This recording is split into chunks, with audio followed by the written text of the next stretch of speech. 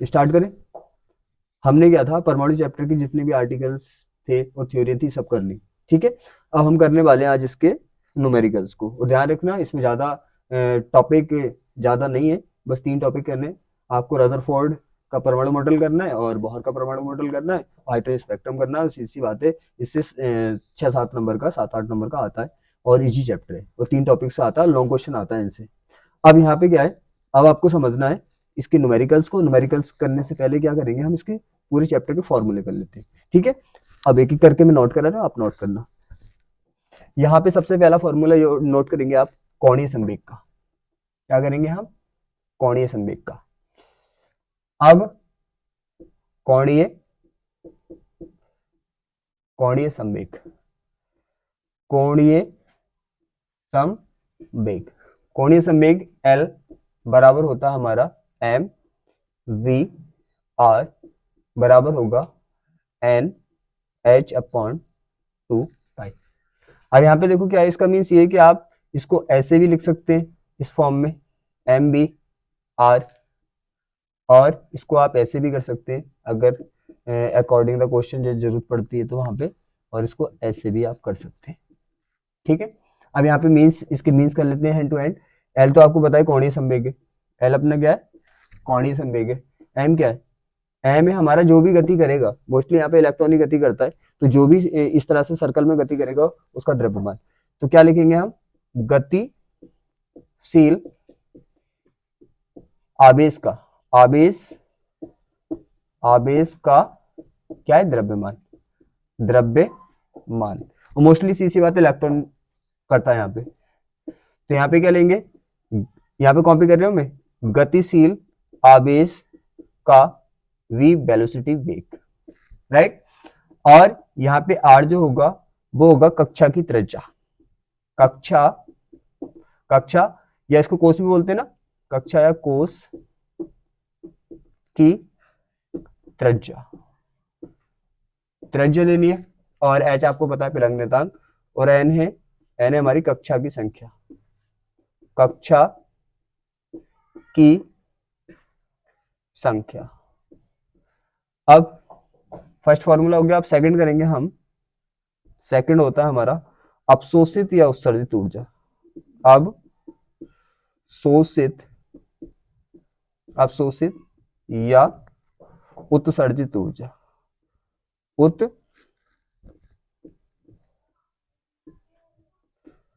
उत्सर्जित उत्सर्जित ऊर्जा। आपको पता है अवशोषित या उत्सर्जित ऊर्जा को दिखाएंगे हम डेल्टा ई से। तो डेल्टा ई होगा हमारा, delta E is equal to होगा E2 माइनस के E1।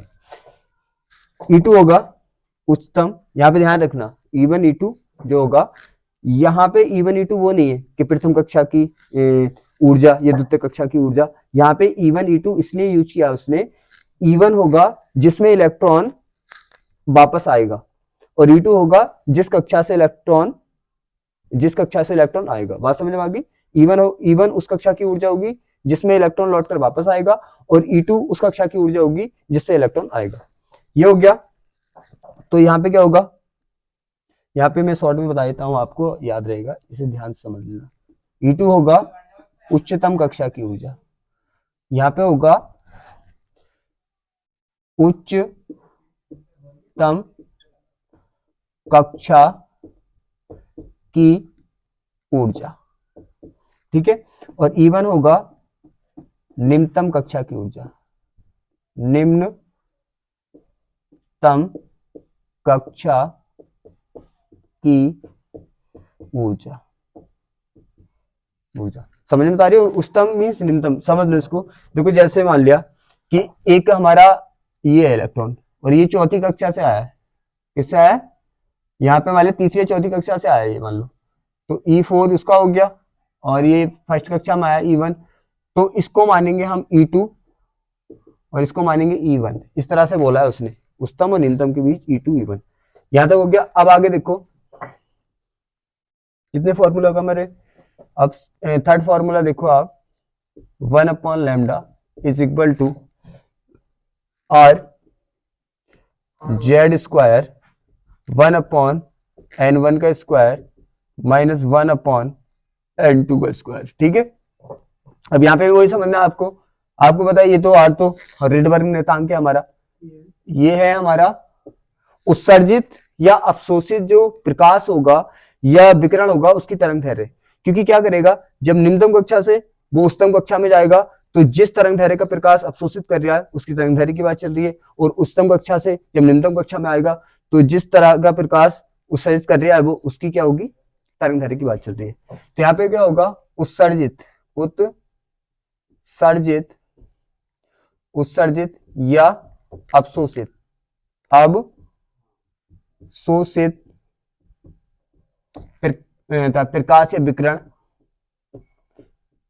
विकिरण की तरंग दैर्घ्य, तरंग दैर्घ्य। ठीक है, अब यहाँ पे क्या होगा, जेड आपको जेड होता है यहाँ पे जिस परमाणु की बात चल रही है उसका परमाणु क्रमांक, परमाणु क्रमांक क्रमांक। ठीक है, n1 क्या होगा, n1 होगा जिस कक्षा में वापस आएगा, तो हम लिख सकते हैं निम्नतम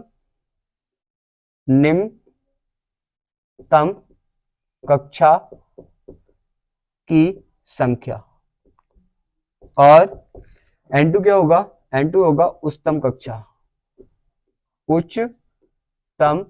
कक्षा की संख्या में कॉपी करें यहाँ पे।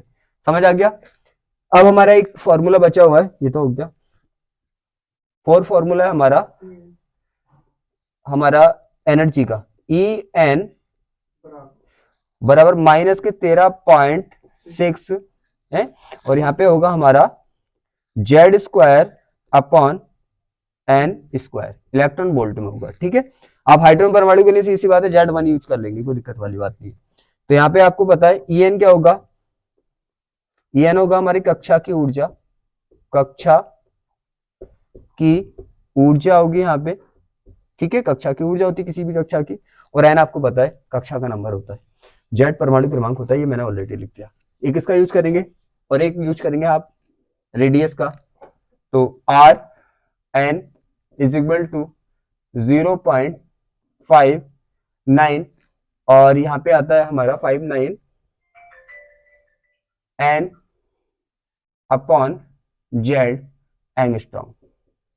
ठीक है, एक ही आता है हमारा एंगस्ट्रॉम में आती है, आपको n मैंने लिख दिया है, n क्या होता है कक्षा की संख्या होती है, और जेड परमाणु क्रमांक होता है। ये हो गया हमारा बी वाला फॉर्मूला बचा हुआ है, तो हम B N is equal to 2.19 into 10 की पावर 6, और यहाँ पे आएगा हमारा जेड अपॉन एन, और मीटर प्रति सेकंड, मीटर पर सेकंड। ठीक है, ये मीटर पर सेकंड हो गया, और आपको पता है जेड एन, आपको पता है कि क्या होता है जेड एन, और इतने फॉर्मूले यहाँ पे यूज होंगे। एन एन की यूज कर रहे हैं, एन एन इसलिए यूज कर रहे हैं, अभी डिफाइन नहीं किया है, यहाँ पे डिसाइड नहीं किया है ना कौन सी है, तो अगर प्रथम के लिए करेंगे तो n 1 लगा देंगे, 2 लगा देंगे उसके अकॉर्डिंग। ठीक है, जब क्वेश्चन करेंगे तो पता चल जाएगा। यहाँ तो समझ आ गया, और ये फॉर्मूले इसमें ज्यादा कुछ है नहीं, और इसको फॉर्मूले को नोट करो। अब देखो, अब करेंगे हम क्वेश्चन को अच्छे से समझ के। अपना तरीका क्या रहता है, 4 स्टेप में क्वेश्चन करना है, क्वेश्चन इजी है चाहे हार्ड है, कोई दिक्कत वाली बात नहीं। अब पहला स्टेप क्या होता है, जो दिया उसे नोट डाउन कर लो, क्वेश्चन को पढ़ो अच्छे से। देखो देखने में बहुत लॉन्ग क्वेश्चन है, क्वेश्चन तो यहीं पे खत्म हो जाता है। ये आवृत्ति ज्ञात क्या होगी। अब यहाँ पे क्या बोला उसने बोला है 2.3 इलेक्ट्रॉन वोल्ट ऊर्जा अंतर किसी परमाणु में 2 ऊर्जा स्तरों को पृथक कर देता है। इसका मीन्स क्या है, अरे साफ साफ बोला उसने, 2 ऊर्जा स्तर, मैंने कल भी बताया था ऊर्जा स्तर का मीन्स होता है कक्षाओं। तो उसने बोला 2 कक्षाएं जो है उनमें ऊर्जा का जो अंतर है वो इतना दे रखा है। तो अभी अपनों ने ऊर्जा अंतर क्या लिखाया था, ऊर्जा अंतर जो होता है, अरे उत्सर्जित ऊर्जा या अवशोषित ऊर्जा ही तो ऊर्जा का अंतर होता है, डेल्टा ई। तो क्या दे रखा है उसने, डेल्टा ई। तो फर्स्ट स्टेप में क्या करेंगे, नोट डाउन करेंगे, डेल्टा ई दे रखा है उसने, क्या दे रखा है, डेल्टा ई दे रखा है, कितना 2.3 इलेक्ट्रॉन वोल्ट, ये दे रखा है उसने। अब देखो क्या पूछा उसने, उत्सर्जित विकिरण की आवृत्ति क्या होगी। कल भी मैंने समझाया था, जब उत्सर्जित करेगा तो किस रूप में करेगा, फोटोन के रूप में करेगा, और आप फोटोन की आवृत्ति भी ज्ञात कर सकते हैं, फोटोन की आप तरंग दैर्घ्य भी ज्ञात कर सकते हैं। तो यहाँ पे क्या पूछा उसने, आवृत्ति म्यू पूछा है। तो क्या बोल रहा है वो, आपको म्यू डिफाइन करनी है। पहला स्टेप यही होता है, अपना नोट डाउन कर लिया। सेकंड स्टेप में क्या करते हैं, अपने फॉर्मूला कोरिलेट करते हैं। अभी तो लिखा था हमने, कौन सा फॉर्मूला था, डेल्टा ई के बराबर क्या पुट कर रहे थे, हम कर रहे थे delta E is equal to H mu, यही कर रहे थे ना। हाँ ये म्यू होता है, यहाँ पे ये हो गया, यहाँ तक कोई दिक्कत, ठीक है। अब देखो क्या होगा, आप यहाँ पे क्या कर लो, इसको एनर्जी को कन्वर्ट कर लो, एनर्जी को किस में कन्वर्ट कर लो, आपको पता है काय में जूल में कन्वर्ट करते हैं तो क्या होता है 1.6 इंटू 10 की पावर -19 से मल्टीप्लाई कर देते हैं, तो ये तो पता है ना आपको, इसको मैं यहाँ पे कर देता हूँ, क्या करना है म्यू डिफाइन करना है। अब यहाँ पे क्या करोगे, इसको अगर काय में करें जूल में करें तो हमारा 2.3 इंटू 1.6 इंटू 10 की पावर क्या -19, ये काय में कन्वर्ट हो गई, जूल में कन्वर्ट हो गई, यहाँ पे तो कोई दिक्कत नहीं है ना, अभी हमारी जूल में कन्वर्ट हो गई। अब देखो यहाँ पे कितना मल्टीप्लाई करो, 16 तिया कितने होते हैं, 16 तिया 48, 48 का 8 हो गया, 16 दूनी 32, 32 और 4 36, 36 हो गया, पॉइंट कितने के बाद आएगा, एक इसमें 2 के बाद पॉइंट आएगा, तो कितना हो गया हमारे पास, हो गया -19 जूल। यहां तक तो कोई दिक्कत नहीं है ना। अब क्या करना है आपको, सेकंड स्टेप क्या होता है हमारा, सेकंड स्टेप होता है फॉर्मूला कोरिलेट कर लेते हैं, हमने फॉर्मूला कोरिलेट कर लिया, अब क्या करना है म्यू डिफाइन करना है। थर्ड स्टेप क्या होता है, थर्ड स्टेप होता है कि हम चेक करते हैं जो चाहिए हमें क्या सब दिए या नहीं दिए, तो आपको पता है हमें म्यू डिफाइन करना है, डेल्टा ई चाहिए, डेल्टा ई उसने दिया है, और एच प्लैंक नियतांक ऑलरेडी हमें पता होता है, ऑलरेडी पता होता है ना, कितना होता है एच प्लैंक नियतांक का मान, कितना होता है 6.6 इंटू 10 की पावर -34, ठीक है ये होता है।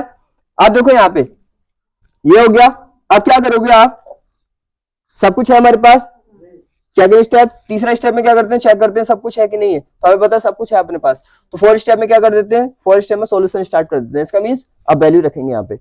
और एक चीज और बताई मैंने, जो चीज आपको डिफाइन करनी है तो पहले क्या कर लिया करो, सॉल्व करके उसे एक साइड कर लिया करो, वैल्यू बात को रखा करो, वरना इधर उधर करने में बड़ी प्रॉब्लम आती है। हमें म्यू डिफाइन करना है तो क्या करो, म्यू को एक साइड रहने दो और एच को इधर लेके आओ, तो क्या होगा यहाँ पे डेल्टा ई और एच की साइड आ जाएगा, इस साइड आ जाएगा, और हमें म्यू डिफाइन करना है। और आपको मैंने 1000 बार बताया कि इसको आप ऐसे भी लिख सकते हैं, ऐसे भी लिख सकते हैं, बात एक ही है, राइट। अब क्या करेंगे हम, अब यहाँ पे हम इसकी वैल्यू पुट कर देंगे, डेल्टा ई की वैल्यू कितनी है 3.68 इंटू 10 की पावर कितना है -19, ठीक है। यहाँ पे देखो इसकी वैल्यू कितनी है, एच की वैल्यू हमें पता है 6.6 इंटू 10 की पावर कितना है 34, राइट।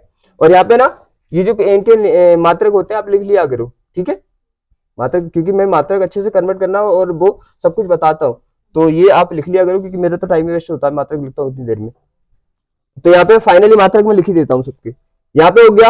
अब देखो यहाँ पे क्या होगा, इसमें कितने के बाद पॉइंट है 1 के, इसमें कितने के बाद पॉइंट है 2 के, तो आप क्या करेंगे, यहाँ पे नीचे वाले में 0 1 बढ़ा लेंगे, दो तरीके मैंने बताया, क्या है 0 करके बढ़ा लेना, चाहे डायरेक्टली बढ़ा लेना, ये हो गया।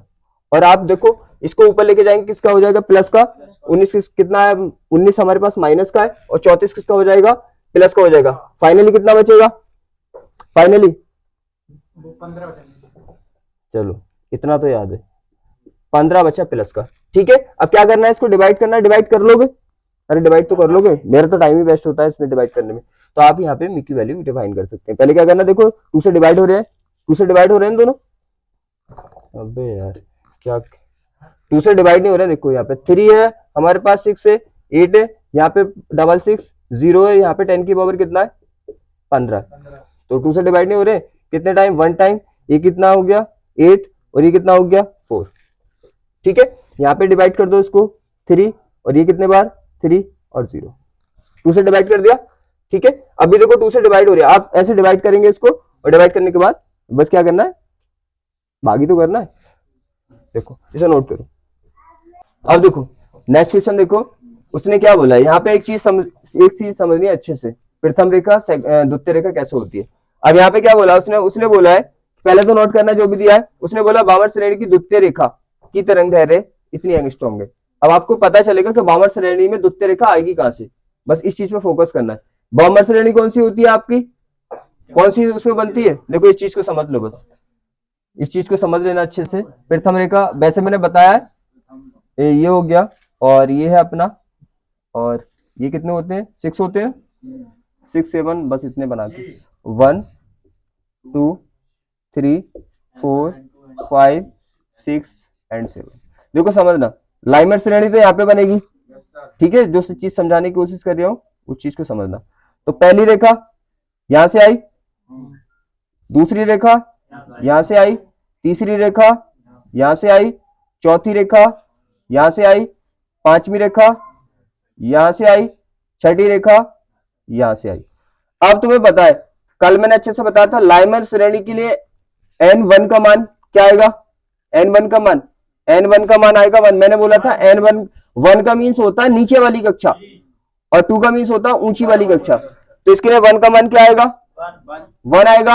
अब देखो प्रथम रेखा समझना, पहली रेखा जो आएगी वो जस्ट बराबर वाले से आएगी, दूसरी रेखा जो आएगी उससे ऊपर वाले से आएगी, तीसरी वाली रेखा जो आएगी उससे ऊपर वाले से आएगी।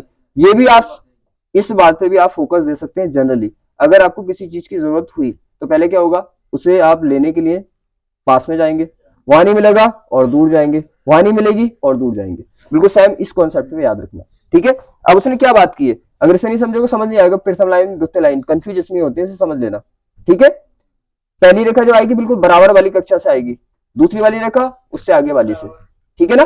अब उसने क्या बोला, देखो अब समझो, यहाँ पे वामन श्रेणी की द्वितीय रेखा, द्वितीय रेखा अगर लाइमर श्रेणी की बोलता है तो द्वितीय रेखा किसमें से आ रही है, तीसरी कक्षा से। अरे देखो यहाँ पे वामन श्रेणी बनती है, यहाँ पे देखो आपकी यहाँ पे बनती है ना, तो प्रथम रेखा, द्वितीय रेखा, तृतीय रेखा, चतुर्थ रेखा और ये पांचवी रेखा। समझ आ रही है। देखो प्रथम रेखा कहां से आएगी, वामन श्रेणी के लिए n1 का मान क्या आएगा, 1 आएगा, n1 के लिए 2 आएगा, 2 आएगा। और प्रथम रेखा कहां से आएगी, तीसरी कक्षा से। देखो प्रथम रेखा तीसरी कक्षा से और दूसरी रेखा चौथी कक्षा से। बात क्लियर है, बस ये समझाना, ये समझना आपको, क्योंकि वो ऐसे ही बोलता है डायरेक्टली। बात समझ आ गई। अब देखो यहाँ पे बात क्या चल रही है, आपको n1 n2 डिफाइन करने हैं यहाँ पे। तो उसने क्या दे रखा है, तरंग दैर्ध्य दे रखी है, क्या दे रखा है उसने, अब नोट करें, लैम्डा दे रखा है। लैम्डा कितना दे रखा है उसने, लैम्डा दे रखा है उसने 4860, 4860 एंगस्ट्रॉम। और आपको पता है एंगस्ट्रॉम को आप अगर किस में कन्वर्ट करेंगे, मीटर में, तो क्या करेंगे 10 की पावर माइनस, ये हो गया हमारा मीटर। कोई दिक्कत। अब देखो उसने n1 n2 के मान दिए नहीं, लेकिन इनडायरेक्टली बता दिया। मैंने बोला था ना वैल्यू दो टाइप से देता है वो, एक तो डायरेक्टली और एक इनडायरेक्टली। तो देखो डायरेक्टली तो नहीं बताया कि n1 का मान 2 होगा और n2 का मान हमारा 4 होगा, ये तो नहीं बताया उसने। अरे द्वितीय रेखा है ना, तो दूसरी रेखा तो यहीं से आ रही है, देखो तो ये उसने नहीं बताया डायरेक्टली, लेकिन इनडायरेक्टली बोल दिया इतनी लाइन बोल के। तो इसके लिए क्या हो गया, n1 का मान क्या हो गया, 1 होगा। अरे बेवकूफ, वामर के लिए 2 होता है, दूसरी कक्षा में आती है रेखा है वो वामर होती है, 2 हो गया। और उसने क्या बोला है, उसने क्या बोला है, जिसमें से रेखा आएगी उसे लेते हैं 2 की जगह, और जिसमें रेखा आएगी उसे लेते हैं 1 की जगह, बस इतना याद रखना। तो कौन से में से आ रही है, चौथे में से आ रही है, तो n2 इक्वल क्या हो गया हमारा, 4 हो गया। क्लियर है, कोई दिक्कत। अब देखो नोट कर लिया, अब सॉल्यूशन स्टार्ट करते हैं। क्या डिफाइन करना है आपको, फर्स्ट केस में डिफाइन करना है रिडबर्न नेतांक आर। क्या डिफाइन करना है आपको, आर डिफाइन करना है। तो हम कौन सा सॉल्व करें, पहले फर्स्ट केस सॉल्व करें इसका। हमें डिफाइन करना है क्या, आर डिफाइन करना है। फिर नोट करने के बाद क्या करते हैं हम, नोट करने के बाद क्या करते हैं, फॉर्मूला क्या करेंगे, कोरिलेट करेंगे। तो आपको पता है इसका तो एक ही फॉर्मूला होता है, कौन सा, 1 upon lambda is equal to R, और क्या होता है हमारा are Z square 1 upon n1 का स्क्वायर माइनस 1 अपॉन n2 का स्क्वायर। यहां तक तो कोई दिक्कत नहीं है। अब देखो उसने क्या बोला, वामन श्रेणी के लिए, और तुम्हें पता है यहाँ पे जो स्पेक्ट्रम दिया जाता है वो किसका दिया जाता है, हाइड्रोजन का। अरे पता नहीं उसने बोला है कौन सा है, ये परमाणु का नाम नहीं बोला ना, हाइड्रोजन है, हीलियम है, लिथियम है, कौन सा है नहीं बोला ना।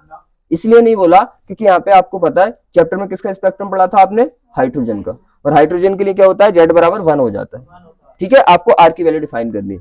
अब यहाँ पे क्या होता है आपको पता है, हाइड्रोजन के लिए अगर नोट करना चाहो कर सकते हो, जेड बराबर क्या होता है, 1 होता है। अब क्या निकाला आपको, आर निकाला ना, आर निकाला। अब आप वैल्यू इसकी पुट कर दो। अब देखो मैं बोलता हूँ कि जिसकी वैल्यू निकालने से वन साइड कर लो, वन साइड कर लो। लेकिन यहाँ पे क्या है, ये क्या है हमारा पार्ट थोड़ा डिफिकल्ट है, मतलब कॉम्प्लिकेटिव है ना, तो अगर कॉम्प्लिकेटिव पार्ट बने कहीं पे तो आप कॉम्प्लिकेटिव पार्ट को अगर अलग से सॉल्व कर लें तो बहुत बेटर रहेगा। अलग से का मीन्स इसकी वैल्यू को आप अलग से सॉल्व कर लो। जैसे फॉर एग्जांपल कहीं साइड में यहाँ पे है मेरे पास जगह, यहाँ पे देखो हम इतने को अलग सॉल्व कर लेना इस तरह से कि यहाँ पे क्या है 1/n1 है, तो n1 आपको पता है कितना है 2 है, तो क्या हो गया 2 का स्क्वायर हो गया माइनस के 1/, और यहाँ पे कितना है n2 बराबर कितना है 4, तो क्या हो गया 4 का स्क्वायर हो गया। तो सीधी बात है कितना हो गया, यहाँ पे कितना आ गया अपना 2 दूनी 4 और 4 से कितना हो गया 16 हो गया। कितना आ गया इसका 16 आ गया यार, यहाँ पे 16 हो गया। और एलसीएम कितना आ गया, एलसीएम चलो यहाँ पे करा दूं, ठीक है। एलसीएम कितना आ गया इसका, एलसीएम आ गया हमारा 16, राइट। 16 एलसीएम ले लिया, 38 गुणा आपसे आती है, 16 की 1 से करो कितना आएगा 16 आएगा, ठीक है। और आप 4 की 1 से करो कितना आएगा 4 आएगा, तो कितना हो गया 4 होगा 12 हो गया यहाँ पे, और यहाँ पे कितना हो गया 16 हो गया, 16 हो गया। और इससे किससे कट जाएगा ये 4 से कट जाएगा ना, 4 तिया और 4 चौक 16, तो 3/4 आ गया, ठीक है। अगर पेपर में आपको तो कोई प्रॉब्लम आती है इस तरह के पार्ट में कॉम्प्लिकेटिव में, तो क्या करेंगे आप उसको साइड में सॉल्व करके देख लेंगे, ठीक है ना, सही है। तो इसे नोट कर लो, मेरे पास स्पेस नहीं बचा। अब देखो सॉल्व कर लिया, तो आपको अगर प्रॉब्लम आए तो आप ऐसे सॉल्व कर सकते हैं, मैंने आपको उसके लिए बता दिया। अब क्या करना है, आप इसकी वैल्यू रखनी है, वैल्यू रखो आप। अब यहाँ पे कितना है देखो, इसकी वैल्यू इतनी है, लैम्डा कितनी है, लैम्डा की हमारी 4860 इंटू कितना है अपना 10 की पावर कितना है -10, ठीक है। अब देखो यहाँ पे ये हमें क्या करना है, जेड की वैल्यू आपको पता है, आर आपको डिफाइन करना है, और जेड की वैल्यू क्या है, जेड की वैल्यू 1 होती है हाइड्रोजन के लिए, और यहाँ पे कितना होगा 1/n1 की वैल्यू कितनी है, n1 की वैल्यू आपके पास 2 है, तो कितना हो गया 2 का स्क्वायर हो गया, और n2 की वैल्यू कितनी है आपके पास 4 है, तो यहाँ पे 4 का स्क्वायर हो गया। यहाँ तक कोई दिक्कत। अब देखो यहाँ पे क्या होगा, हमारे कितना चल रहा है 4860 इंटू 10 की पावर कितना हो गया -10। अब देखो यहाँ पे क्या होगा, 1 तो क्या हो, जब 1 की गुणा करते हैं सेम ही रहता है, तो 1 की आर से करोगे आर ही रहेगा, तो यहाँ पे कितना हो जाएगा हमारा 2 दूनी 4 हो गया, और 4 से कितना हो गया 16 हो गया, ठीक है। अब देखो यहाँ पे क्या होगा, ये तो सेम ही रहेगा 4860, क्योंकि अभी अब डिवाइड थोड़ी कर रहे हैं इसे, ये हो गया 10 हो गया। अब यहाँ पे देखो वही अभी मैंने सॉल्व करके दिखाया था, एलसीएम कितना आ जाएगा इसका 16, 38 की गुणा हो जाएगी, 1 की 16 से होगी 16 ही बचेगा, और यहाँ पे इसकी ये होगी तो 1 की 4 से होगी 4 ही होगा। अब यहाँ पे 4860 इंटू 10 की पावर कितना है -10। अब देखो कितना बचेगा, यहाँ पे आर हो गया, ऊपर कितना बचा, आप 16 में 4 लेस करोगे 12 बचा, यहाँ पे 16 बचा, आप काट सकते हो, कितना हो गया 4 तिया 3 हो गया, और 4 चौक 16, 4 हो गया। अब देखो यहाँ पे हो गया हमारा 4860 इंटू कितना 10 की पावर -10 है, और यहाँ पे हमारा r इंटू 3/4, यहाँ पे तो कोई दिक्कत नहीं है ना।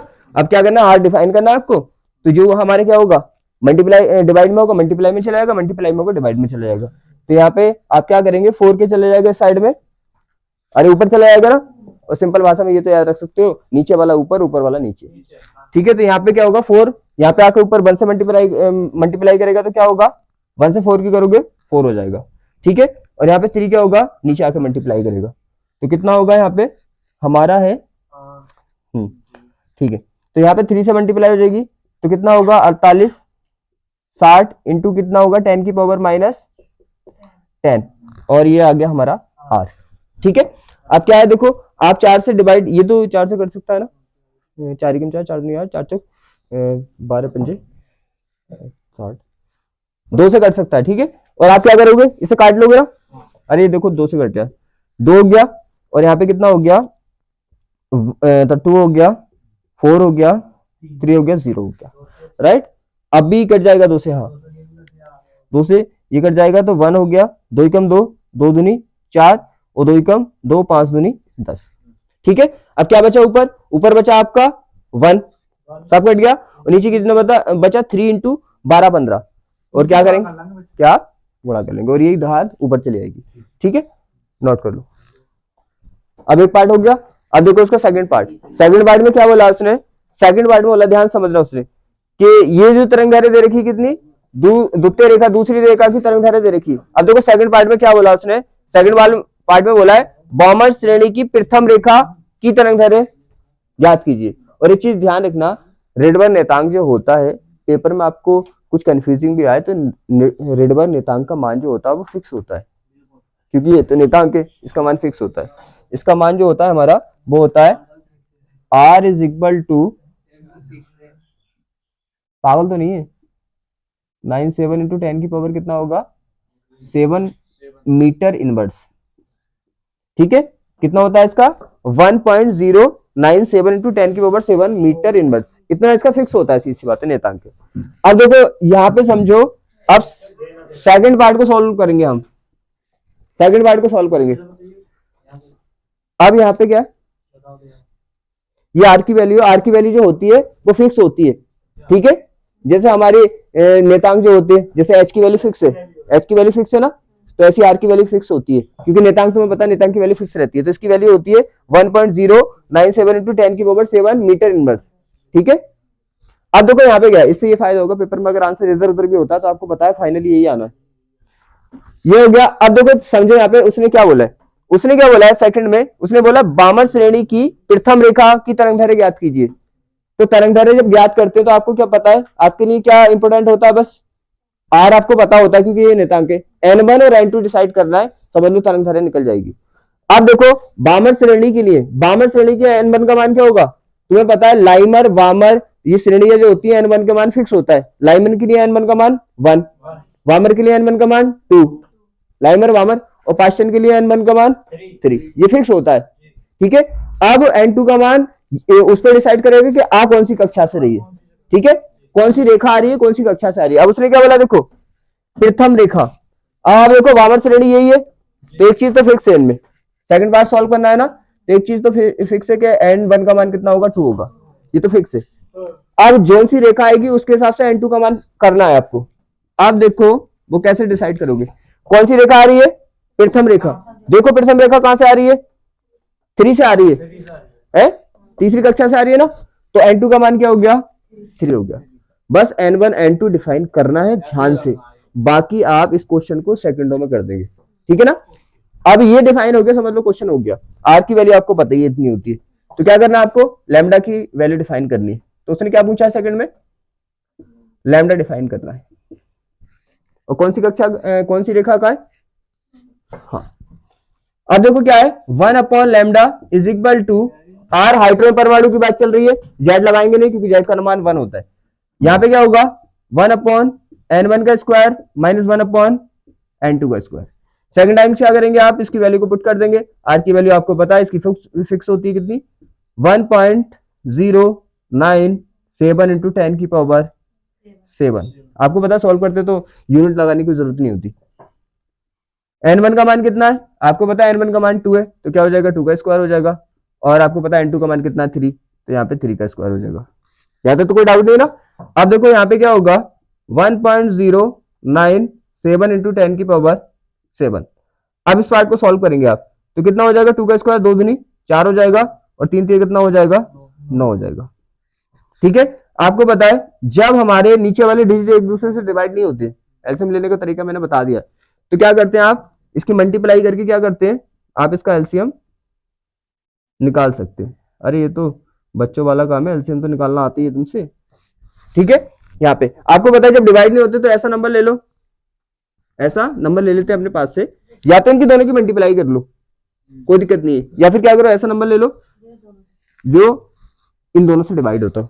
तो क्या होगा, यहाँ पे 9 चौक कितना हो गया, 36 हो गया, दोनों की डिवाइड करके एलसीएम आ गया, 9 की 1 से हुई तो कितना हो गया, 9 हो गया, 4 की 1 से हुई तो 4 हो गया।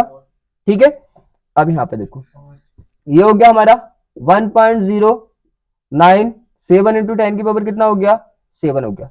यहाँ पे देखो कितना बचा ऊपर, 5 9 में से 4 गया 5, और यहाँ पे कितना है हमारा 36। ये आई किसकी वैल्यू है, 1 लैम्डा की, ध्यान दो यहाँ पे किसकी वैल्यू है, 1 लैम्डा की, अपने किसकी चाहिए, लैम्डा की, और ये कंडीशन आपको पता है, उलट दो। इसके नीचे क्या है, अरे इसे ऐसे भी लिख सकते हैं आप, इसका मीन्स क्या है, अगर कोई डिजिट किसमें मल्टीप्लाई में, और अगर वो किसी एक के डिवाइड में है तो इसका मीन्स पूरे नंबर के डिवाइड में, ये बात मैंने बहुत बार बताई है। तो आप इसे कैसे लिख सकते हैं, इसे ऐसे लिख सकते हैं 1.097 और कितना 10⁻7 इंटू 5, ठीक है। और डिवाइड में क्या आ जाएगा, ये बात तो समझ आ गई ना। अगर कोई नंबर मल्टीप्लाई में है और किसी एक नंबर के कोई मल्टीप्लाई में, इसका मीन्स वो पूरे के मल्टीप्लाई में। आपको क्या चाहिए, आपको चाहिए, आपको क्या चाहिए, लैम्डा चाहिए। तो उलट दो दोनों को, जब उल्टेंगे आप तो यहाँ पे क्या होगा, 1 नीचे लैम्डा ऊपर, यहाँ पे क्या होगा 36 36 ऊपर, और ये वाला पार्ट नीचे आ जाएगा। तो कितना होगा, ये हो गया 36 ऊपर पहुंच गया, और यहाँ पे आपका कितना हो गया 1.097 इंटू 10⁻7 5, ठीक है। लैम्डा की वैल्यू आ गई। और आज आप अच्छे खासे समझदार हैं, डिवाइड आप कर सकते हैं, नोट करो। अब देखो नेक्स्ट में क्या कर रहा है, क्वेश्चन को पढ़ो। क्या बोला उसने, उसने बोला किसी उत्तेजित हाइड्रोजन परमाणु के इलेक्ट्रॉन की ऊर्जा -3.4 इलेक्ट्रॉन वोल्ट है। उत्तेजित का मीन्स होता है, एक तो होता है अगर वो मूल अवस्था में, तो मूल अवस्था का मीन्स जो उसकी कक्षा उसी में, जैसे मान लो कि कोई इलेक्ट्रॉन लाइमन नहीं प्रथम कक्षा का है, ठीक है। तो वो प्रथम कक्षा में अगर है तो क्या बोलोगे आप, वो अपनी मूल अवस्था में। लेकिन वो अगर अपनी कक्षा से किसी ऊंची कक्षा में चला गया तो उस कंडीशन को बोलते हो उत्तेजित अवस्था। दोनों अवस्थाएं समझ गए, एक होती है मूल अवस्था और एक होती है उत्तेजित अवस्था। उत्तेजित अवस्था का मीन्स अपनी कक्षा से किसी ऊपर में जाना, उत्तेजित अवस्था में होगा। जैसे फर्स्ट कक्षा का इलेक्ट्रॉन है, चाहे वो दूसरी कक्षा में चाहे तीसरी में, किसी में भी अपनी कक्षा को छोड़ के, तो वो कहलाएगा उत्तेजित अवस्था, ठीक है। अब देखो उसने क्या बोला है, उसने बोला है कि किसी उत्तेजित हाइड्रोजन परमाणु के इलेक्ट्रॉन की ऊर्जा, उत्तेजित का मीन्स अब वो अपनी कक्षा में नहीं है, किसी कक्षा में चला गया ऊपर, तो उसकी ऊर्जा इतनी दे रखी है उसने। तो उसने बोला इलेक्ट्रॉन का कोणीय संवेग ज्ञात कीजिए, कोणीय संवेग निकालना है। तो क्या करते हैं, पहले नोट कर लो क्या दिया उसने। सीधी सी बात है, आपको ई की वैल्यू उसने दी है। ई कितना दिया, माइनस का 3.4 इलेक्ट्रॉन वोल्ट। यहां तक कोई दिक्कत। उसने पूछा क्या, कोणीय संवेग। कोणीय संवेग आप जानते हैं एल, उसने पूछा है। यहां तक बात क्लियर है। अब मैंने बोला है कि फर्स्ट में आपने नोट कर लिया, सेकंड में फॉर्मूला कोरिलेट करो। आप सेकंड में क्या करो, फॉर्मूला कोरिलेट करो। अब फॉर्मूला कोरिलेट करोगे आप तो आपको संवेग निकालना है। क्या निकालना है आपको, संवेग निकालना है। तो संवेग के दो फॉर्मूले होते हैं हमारे पास। आपको पता है संवेग के कौन से फॉर्मूले हमारे पास। संवेग का देखो ये होता है, एल बराबर क्या होता है, एम वी आर, ये बताना एम वी आर होता है। और इसके बराबर क्या होता है, एन एच अपॉन 2 पाई। तो हमारे पास दो ऑप्शन है, या तो संवेग क्या कर दो आप एल वी आर से निकाल दो, चाहे N upon N into H upon 2 pi से निकाल दो। कहने का मीन्स ये है कि ये भी आप संवेग की जगह रख सकते हैं एम बी आर, ऐसे समझ लो और अच्छा समझ में आएगा। ये भी आप इस फॉर्मूले से भी निकाल सकते हैं और आप संवेग को एन एच अपॉन 2 पाई इस फॉर्मूले से भी निकाल सकते हैं। अब क्लियर हो गया होगा, ठीक है। अब तो क्लियर है, चाहे इससे निकाल दो चाहे इससे निकाल दो। अब आपको बताइए इससे तो निकालना बड़ा मुश्किल है, क्योंकि ना ही रेडियस दे रखी है ना ही क्या दे रखा है, बेग दे रखा है। लेकिन आपको पता है ये तो ऑलरेडी दिए होते हैं, इनकी वैल्यू तो सबको पता होती है। स्थिरांक नियतांक की भी 2 की, 2 क्या 2 नंबर है, पाई भी क्या है नंबर ही है, 3.14 ही तो होती है इसकी वैल्यू, नंबर ही है वो भी। तो हमें पता है अगर एन हमें मिल जाए तो देखो इसको तो हम यूज कर नहीं सकते, सीधी सी बात है, क्योंकि ये बेग बेग दे नहीं रखा इसने। इसको यूज कर सकते हैं, लेकिन इसमें किसकी कमी है, किसकी कमी है, एन की कमी है। सीधी बात है, एन की कमी है। तो आपको पता है एन आप कहां से डिफाइन कर सकते हैं, सोचो अपने दिमाग से। मैंने बोला है अगर कोई चीज नहीं देता तो उसके लिए कोई रास्ता देता है ना। तो उसने एन नहीं दिया, लेकिन एन के लिए क्या रास्ता दिया है, ई दिया है ना। देखो कैसे, आप क्या करोगे, तो पहला स्टेप क्या होता है अपना, हमने वैल्यू नोट की। दूसरा स्टेप देखो फॉर्मूला कोरिलेट कर लिया। कोरिलेट का मींस हमारे पास संवेग के दो फॉर्मूले थे, एक ये और एक ये। हमने देख लिया कि इसको यूज करना है, इसको यूज नहीं करना है, कोरिलेट कर लिया। अब थर्ड पॉइंट क्या होता है, तीसरा स्टेप होता है हमारा क्या, तीसरे स्टेप में हम ये चेक करते हैं कि जिसकी जरूरत है क्या वो सब है कि नहीं है। तो हमने चेक किया तो एस तो हमारे पास होता ही है, टू तो नंबर है, पाई भी हमारे पास होता है, वैल्यू पता होती है, एन नहीं है। तो क्या करेंगे, जो नहीं होता चेक इन के बाद हम देखते हैं, उसे लेके आते हैं तो सॉल्यूशन स्टार्ट करते हैं। तो हमने थर्ड पॉइंट चेक इन में देखा कि हमारे पास एक की कमी है, किसकी, एन की। तो पहले क्या करोगे आप, एन को लेके आओगे और मैंने बोला n डायरेक्ट लाइन नहीं दिया उसने, लेकिन n निकालने के लिए कुछ ना कुछ उसने वैल्यू दे रखी होगी, जो उसने e दी है। e क्यों दी है? n निकालने के लिए। तो पहले क्या करेंगे हम, पहले हम n डिफाइन करेंगे e वाले फॉर्मूले से। तो आपको पता है e का फॉर्मूला क्या होता है? e का फॉर्मूला होता है आपका -13.6 upon n square electron volt. समझ में आया? देखो क्या e दे रखा है उसने, e की वैल्यू आपको निकालना क्या n। तो मैंने कितनी बार बताया आपसे, जो निकालना आप एक साइड कर लो, ठीक है। कॉम्प्लिकेटेड केस हो तो पहले सॉल्व करके तो एक साइड करो, और अगर सिंपल केस है तो आप पहले अलग कर लो फिर वैल्यू रखो। तो यहाँ पे क्या कर सकते हैं, आपको पता है ये भी मैंने रूल बता रखे हैं, 3 रूल है। ये अपने कौन से थर्ड रूल को करता है कि अगर जिसकी वैल्यू निकालने आप दूसरी साइड और नीचे है तो क्या करते हैं, एक्सचेंज कर देते हैं। एन स्क्वायर यहाँ पे आ जाएगा और ई कहाँ पे आ जाएगा, -13.6 हो जाएगा, और ई हो जाएगा अपना इलेक्ट्रॉन वोल्ट, ठीक है ना। अब देखो इसकी वैल्यू रखो, वैल्यू रखो कि -13.6 अपॉन ई की वैल्यू कितनी दे रखी है उसने, -3.4 इलेक्ट्रॉन वोल्ट। कितना हो गया, -3.4 इलेक्ट्रॉन वोल्ट, और ये भी क्या है, इलेक्ट्रॉन वोल्ट। तो इलेक्ट्रॉन वोल्ट से इलेक्ट्रॉन वोल्ट हमारा कैंसिल हो गया, माइनस से हमारा माइनस कैंसिल हो गया। यहां तो कोई डाउट नहीं है ना। अब देखो यहाँ पे ये हो गया हमारा, ठीक है। हाँ, अब क्या, पॉइंट से क्या कर दो, पॉइंट कैंसिल कर दो। तो यहाँ पे क्या होगा, यहाँ पे हो जाएगा हमारा 136 अपॉन 34, ठीक है। यहाँ तो क्लियर है। अब आप अगर ये कटता है किसी से तो हम क्या कर लेते हैं, इसकी नंबरिंग को छोटा कर लेते हैं। ये 2 से कट रहा है, देखो एक चीज याद रखना, अगर लास्ट नंबर क्या है हमारा, सम है, तो 2 से कटेगा पक्का। तो देखो यहाँ पे दोनों नंबर सम है तो कितनी बार कटेगा, 6 दूनी कितना हो जाएगा 12, और एक बचा, और 8 दूनी 16, ठीक है। और यहाँ पे 2 एकम 2 और एक हो गया 7 दूनी 14, और 17 चौका कितना हो गया, कितना 74। ये कौन सा नंबर है भाई, तो एन स्क्वायर बराबर क्या हो गया, हाँ मैंने पहली बार सुना अभी ये वाला नंबर। 17 चौका कितने होते हैं, 68 होते हैं। तो कितनी बार गया, 4 बार गया, ठीक है। तो यहाँ पे क्या हो गया, एन स्क्वायर की वैल्यू कितनी आ गई हमारी, 4 आ गई। तो आपको पता है यहाँ से हमें एन स्क्वायर थोड़ी चाहिए, हमें तो एन चाहिए। तो क्या करोगे आप, जब इधर से हम क्या हटाएंगे, स्क्वायर हटाएंगे, तो इधर 4 पे क्या चला जाएगा, रूट चला जाएगा। और आपको पता है 4 का रूट जब आप डिफाइन करेंगे तो कितना आता है, 2 आता है। तो देखो एन मिल गया हमें, और किसकी जरूरत थी, एन की तो जरूरत थी। तो चेक इन पॉइंट से देखो, सबसे मोस्टली क्या होता है, चेक इन पॉइंट होता है। चेक इन पॉइंट से हम डिसाइड कर लेते हैं कौन सा चाहिए, और अगर वो होता है तो ले आए हम उसको, भाई चेक करके जिसकी कमी होती है पहले उसे लेके आते हैं, फिर हम सॉल्यूशन स्टार्ट करते हैं। तो हम पे क्या था, एन की कमी थी, एम हम ले आए, एन ले आए हम, अब सॉल्यूशन स्टार्ट करते हैं। अब हम लगा देंगे यहाँ पे वैल्यू को, ये हो गया। अब देखो क्या होगा, क्वांटिटी समीकरण निकाल देंगे हम किससे, एन एच अपॉन 2 पाई से। अब आपको पता है एन की वैल्यू कितनी आ गई हमारे पास, 2 आ गई, और एच की वैल्यू आपको पता ही है 6.6 इंटू 10 की पावर कितना होता है, -34 होता है। और यहाँ पे कितना होता है हमारा, 2 होता है। और पाई की वैल्यू कितनी है, तो 22/7 लगा लो, चाहे हम कितना लगा लें, 22/7 लगा लो, चाहे 3.14 लगा लो, आपकी मर्जी है। ये हो गया। अब आपको पता है 2 से क्या हो गया, 2 कैंसिल हो गया। अब आपको एक चीज और पता है, जिसके नीचे कुछ नहीं होता 1 मानते हैं ना, तो आपको पता है 22 और 7 दोनों ये तो एक साथ है, अकेला कौन है 6.6, तो इसके नीचे क्या मानेंगे, इसके नीचे आप 1 मानेंगे, तो क्या होगा, ये चौथा पहले में पहुंचेगा और तीसरा दूसरे में पहुंचेगा। तो यहाँ पे आपके पास फाइनली वैल्यू आएगी 6.6 इंटू 7 ऊपर पहुंच जाएगा, और यहाँ पे कितना हो जाएगा अपना 22 हो जाएगा, और आपके पास कितनी पावर चल रही है, -34, ठीक है, -34।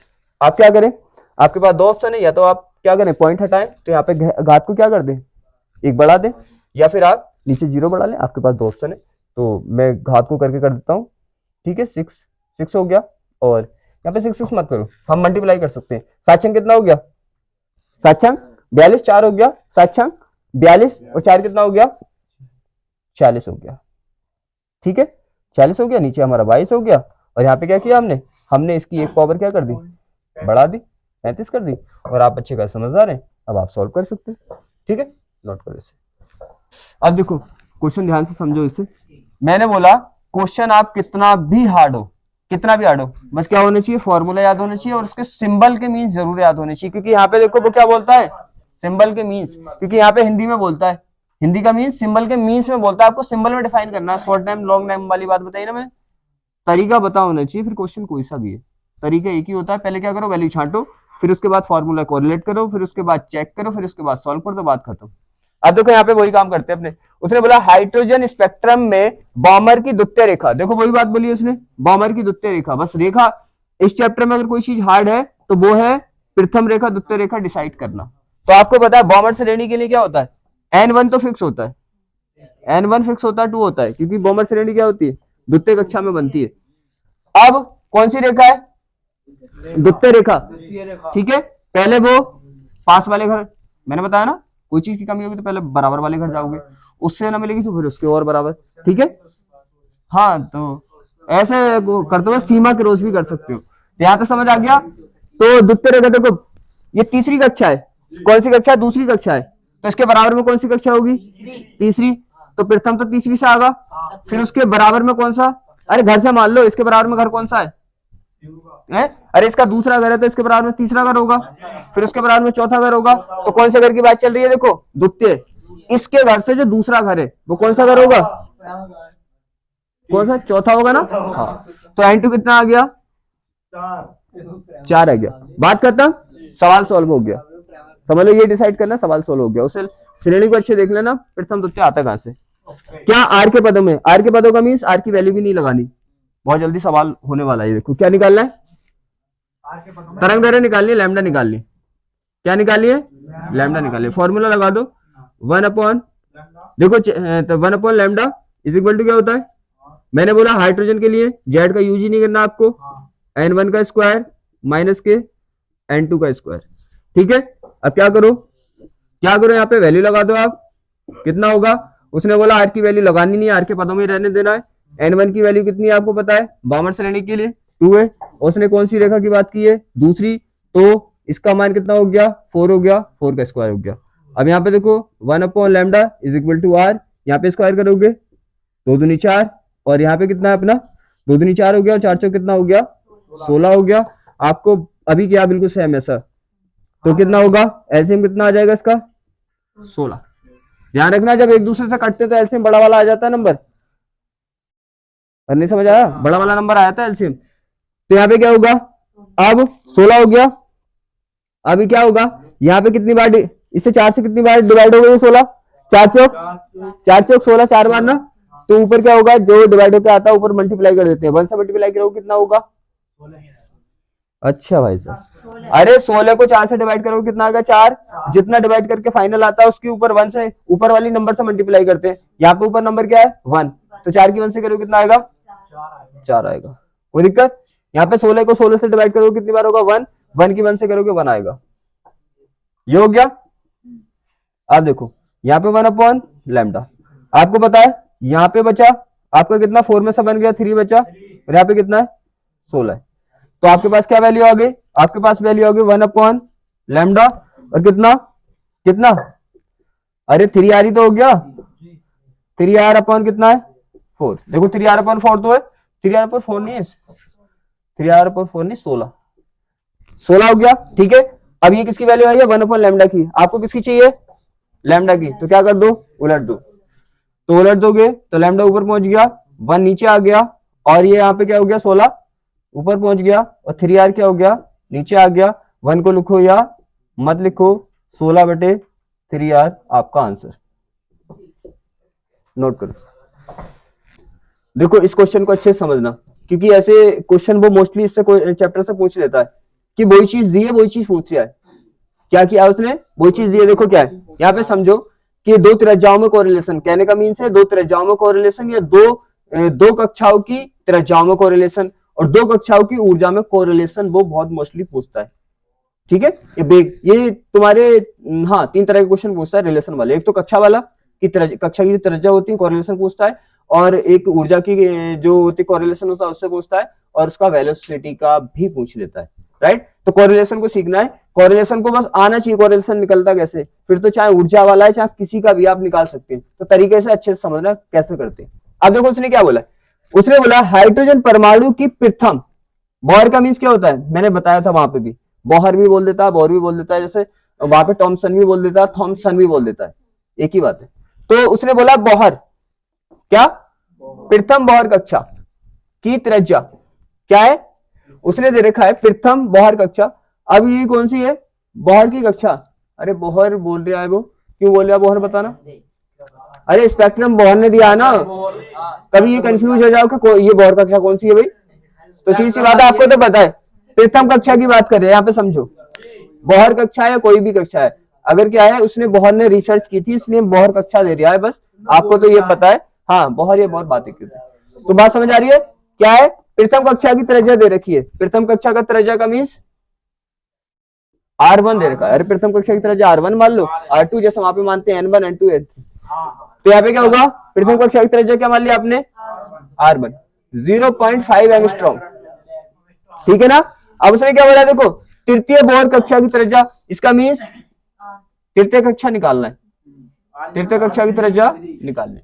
और ये बोहर वाले वर्ड से कंफ्यूज मत होना, बोहर का मीन्स बोहर ने रिसर्च की थी इसलिए बोहर लिख दिया उसने साथ में। आपको तो ये पता है प्रथम कक्षा की त्रिज्या दी है और तृतीय कक्षा की त्रिज्या पूछ रहा है वो। तो आपको पता है प्रथम कक्षा के लिए N1 कितना आएगा, प्रथम कक्षा के लिए, अरे प्रथम कक्षा के लिए, प्रथम कक्षा पहली कक्षा, और यहाँ पे क्या पूछा है, तृतीय कक्षा, तृतीय कक्षा मीन्स तीसरी कक्षा, तो इसके लिए क्या आएगा N। अरे दोनों में डिफरेंट समझो, वहां पे जो आता है ना ऊपर से नीचे, ऊपर से नीचे जो आता है ना इलेक्ट्रॉन, तो वहां पे आने के और पहुंचने के हिसाब से डिसाइड करते हैं। जब वो लगातार कक्षा का नंबर बोलता है तो उसी कक्षा के अकॉर्डिंग आता है, तीसरा बोला तो 3 आएगा, चौथी कक्षा बोला तो 4 आएगा, पांचवी कक्षा बोला तो 5 आएगा। ध्यान है ना, कक्षा का मीन से कोर्स की संख्या बोल रहा है कि चौथे कोर्स में या दूसरे कोर्स में पहले कोर्स में। तो यहाँ पे 1 2 3 किससे डिसाइड करना है, आपको जैसे बोला उसने बोला तीसरी कक्षा तो 3 लगाना है, चौथी कक्षा तो 4 लगाना है। वहां पे जो N2 N1 लगाते हो वो मैटर अलग है, वहां पे ये डिसाइड करते हैं कहाँ से आया है कहाँ पे जा रहा है, तो N1 N2 उससे डिसाइड करते हैं। लेकिन कक्षा के नंबर को डिसाइड करते हैं वो उसी से डिसाइड करते हैं। पहली कक्षा बोला तो 1 लगाना है, दूसरी कक्षा बोला तो 2 लगाना है, तीसरी कक्षा बोला 3 लगाना है, बात खत्म। अब एक चीज ध्यान रखना कि अगर जो चीज उसने दे रखी है वही चीज पूछी है, इस मेन पॉइंट इस पे फोकस करना। जो चीज उसने दी है, मैंने काफी बार समझाया भी है, जो चीज दी है उसी को निकलवाता है। तो आपको 2 पार्ट्स में सॉल्व करना है, इस वाले पार्ट को अलग सॉल्व करना है और इसे अलग सॉल्व करना है, इससे 2 इक्वेशन बनानी है आपको, समझ आया। तो क्या करेंगे, फॉर्मूला कोरिलेट करेंगे। देखो फॉर्मूला क्या है, हमें पता है रेडियस का फॉर्मूला क्या होता है, R बराबर 0.59 N square upon Z angstrom, ठीक है, एंगस्ट्रॉम हो गया। तो मैंने बोला दोनों पार्टों को सॉल्व करना है आपको। यहां पे कितना है, देखो यहां पे कितना है, अरे यहाँ पे कितना है, आप इसको 2 तरीके से कर सकते हैं, एक तरीका और है। यहाँ पे कौन सी के लिए कर रहे हैं आप, प्रथम कक्षा के लिए, तो यहाँ पे क्या कर लिया हमने 1, और यहाँ पे भी कितना कर लिया 1, ठीक है। अब यहाँ पे देखो, यहाँ पे देखो, अब यहाँ पे भी इसी तरह से करना हमें, कौन सा है 3 है ना, तो क्या होगा 0.59, यहाँ पे क्या हो जाएगा N3 का स्क्वायर अपॉन जेड, जेड यहाँ पे दोनों जगह सेम आएगा, क्यों, क्योंकि हाइड्रोजन की बात वहां पे चल रही है, यहाँ पे भी हाइड्रोजन की बात चल रही है, और यहाँ पे क्या होगा एंगस्ट्रॉम। बात समझ आ गई। तो जब जिस चीज को पूछा उसी चीज को अगर उसने फाइंड कराया निकलवाया, तो आप ऐसा किया करो कि 2 इक्वेशन बना लिया करो, एक फर्स्ट बन गई और एक हमारी ये सेकंड बन गई, ठीक है ना। अब क्या करना है आपको जो आपको डिफाइन करना है उस इक्वेशन की वैल्यू को ऊपर रखा करो, और जो आपको दिया है उसकी वैल्यू को नीचे रखा करो। आपको क्या डिफाइन करना है, R3 डिफाइन करना है, तो R3 वाली इक्वेशन को ऊपर रखना है और R1 वाली इक्वेशन को नीचे रखना है। तो हम क्या लिख सकते हैं, हम लिख सकते हैं सेकंड डिवाइड बाई फर्स्ट, ठीक है। और डिवाइड करने का तरीका आता है, इस साइड वाले पार्ट को इस साइड वाले पार्ट से डिवाइड करेंगे और इसको इससे, नहीं समझ आया, ठीक है। तो हमें 3 को क्या करना है, निकालना, तो ऊपर रखना है।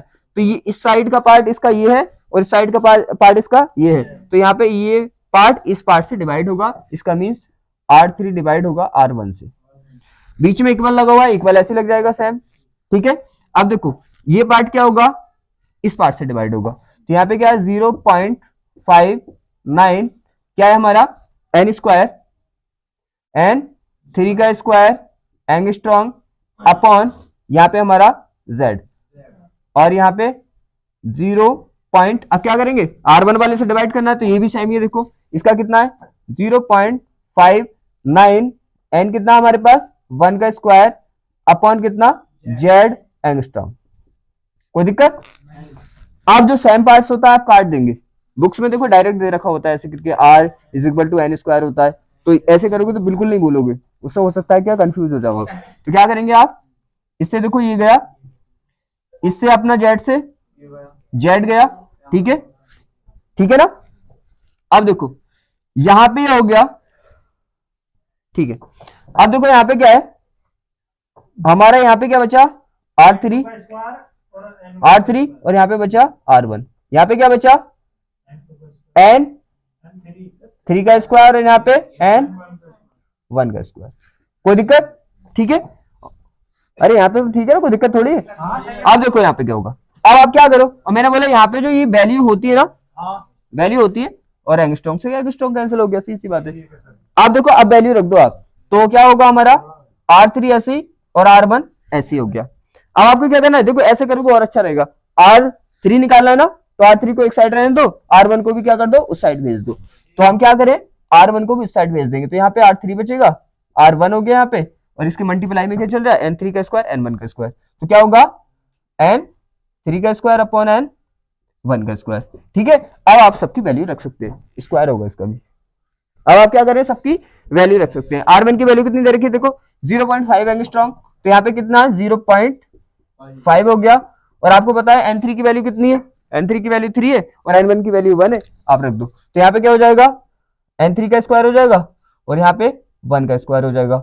आपको पता है कि यहाँ पे ये हो गया 5, और आपको पता है 3 3 कितना हो जाएगा 9 हो जाएगा, और आपको पता है 1 का स्क्वायर करोगे 1 ही आएगा, तो 1 हो गया यहाँ पे। आप देखो यहाँ पे R3 अपना, अब यहाँ पे इससे क्या करेंगे, 9 से 5 की मल्टीप्लाई, 9 पंजे कितना हो गया 9 पंजे 45 हो गया, और आपको पता है 0.1 के बाद आना है। ध्यान रखना, अगर इसकी वैल्यू किस में दे रखी एंगस्ट्रॉम में, तो इसकी वैल्यू भी कितनी आएगी एंगस्ट्रॉम में, एंगस्ट्रॉम। ठीक है, अब आप मीटर में चाहे तो सीधी बात आपको पता है एंगस्ट्रॉम को मीटर में कन्वर्ट करने से क्या होता है। ये हो गया, नोट करो इसे। अब यहां तक क्वेश्चन समझ आ गया। अब देखो इसी टाइप का क्वेश्चन करेंगे। हमने इससे पीछे किया रेडियस वाला, रेडियस में भी क्या था, एक कक्षा की रेडियस दी थी और दूसरी कक्षा की रेडियस उसने पूछी थी, बिल्कुल सेम टाइप का। ये एक कक्षा की एनर्जी उसने दी है, दूसरी कक्षा की एनर्जी उसने पूछी है। अब ध्यान रखना कि यहां पे क्या है, उसमें ध्यान रखना है कि n1 n2 का यूज कहां से करते हैं, जब उत्सर्जन करता है तो n1 यूज होता है किसके लिए, जहां पे इलेक्ट्रॉन वापस आता है, और n2 यूज होता है जहां से इलेक्ट्रॉन आता है। लेकिन यहाँ पे n1 n2 जो यूज होंगे आने जाने के ऊपर डिपेंड नहीं होंगे। अगर उसने बोला प्रथम कक्षा है तो n1 1 यूज होगा, द्वितीय कक्षा है तो n2 2 यूज होगा। ठीक है, समझ में आ गया। वैसे इसी बात है, अगर प्रथम कक्षा बोला है तो n का मान कितना यूज करोगे आप 1, दूसरी कक्षा बोला है तो n का मान कितना यूज करोगे 2।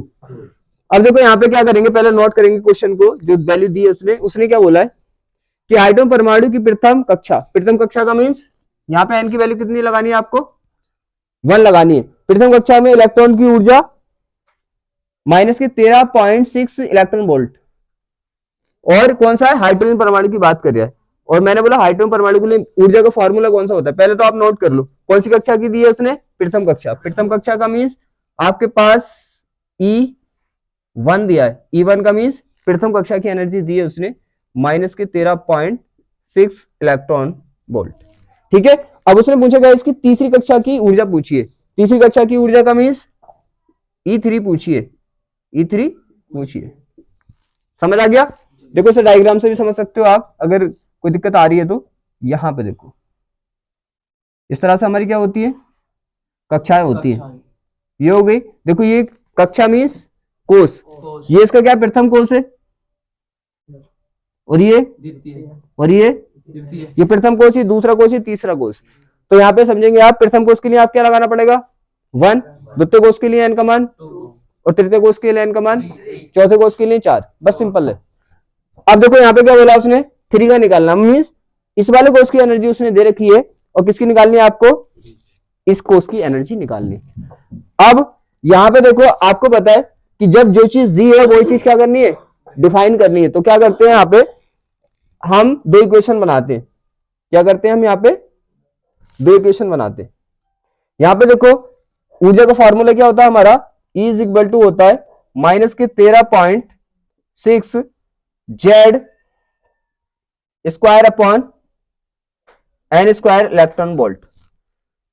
लेकिन मैंने बोला था कि हाइड्रोजन परमाणु है, हाइड्रोजन परमाणु के लिए जेड की वैल्यू कितनी हो जाती है, 1 हो जाती है। तो आप जब यहाँ पे क्या करेंगे, 1 रख के इसका स्क्वायर करेंगे और तो भी कितना आएगा, 1 ही आएगा। फिर 1 की से 13.6 से मल्टीप्लाई करेंगे तो 13.6 ही आएगा। तो हम क्या कर देते हैं, हाइड्रोजन परमाणु के लिए हम इसको चेंज करके हम यहाँ पे जेड को लेफ्ट कर देते हैं और हम डायरेक्टली लिख देते हैं इस तरह से, electron volt upon N square.